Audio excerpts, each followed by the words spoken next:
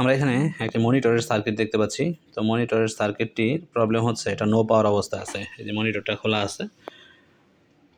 তো এখানে দেখতে পাচ্ছেন অনেকগুলা ডায়োড আছে, লম্বা লম্বা 2 লেগের ডায়োড, একটা অ্যানোড প্রান্ত একটা ক্যাথোড প্রান্ত।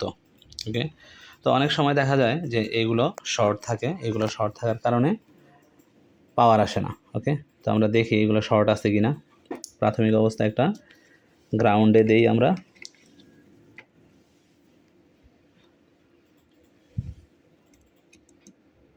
এটা কি গ্রাউন্ড না?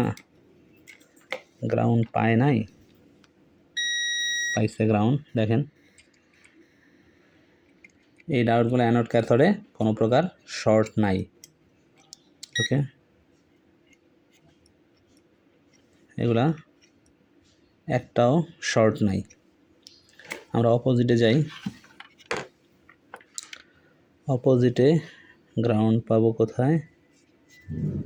Grounding, not founding. দেখেন এইখানে একটা ডায়োড আছে। আমরা জানি যে ডায়োডের উভয় প্রান্তে বিপ করা যাবে না, বাট এই ডায়োডের উভয় প্রান্তে বিপ করতেছে। ওকে, তো এইখানে দেখেন আরেকটা ডায়োড, এটা কিন্তু উভয় পাশে বিপ করতেছে না।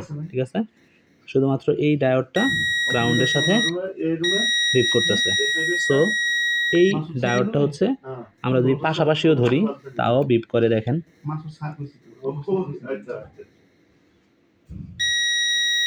দেখেন পাশাপাশি ধরছি তারপরেও এটা বিপ করতেছে। তার মানে এই ডায়োডটাই আমাদের শর্ট আছে, এই ডায়োডটাই আমাদের পরিবর্তন করতে হবে। এই ডায়োডটা পরিবর্তন করলে আমাদের প্রবলেম সলভ হয়ে যাবে। ওকে, থ্যাংক ইউ।